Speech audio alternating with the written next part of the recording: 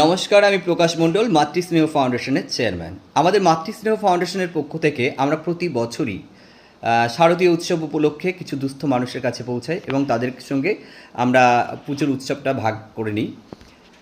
আর এবছরও তার ব্যতিক্রম হয়নি। আমরা যদিও এবছরের পরিবেশ পরিস্থিতি কিছুটা প্রতিকূল, আমরা অভয়ার বিচার চাই।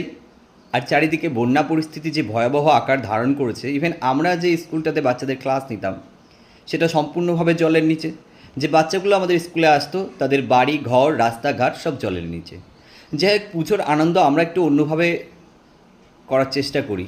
যে মানুষগুলো আজকে এই বন্যা পরিস্থিতিতে দুর্ভোগের মধ্যে আছে, আমাদের স্কুলে সেই ছোটো ছোটো বাচ্চাগুলো যারা রয়েছে তাদের পাশে প্রতি বছরের ন্যায় এবার আমরা দাঁড়াবো, তাদের পাশে আমরা থাকবো এবং তাদেরকে কিছু নূতন বস্ত্র কিছু খাবার আমরা দেব। আমরা আমাদের মতো আমাদের পক্ষ থেকে যতটা সম্ভব আমরা প্রিপারেশন নিয়েছি।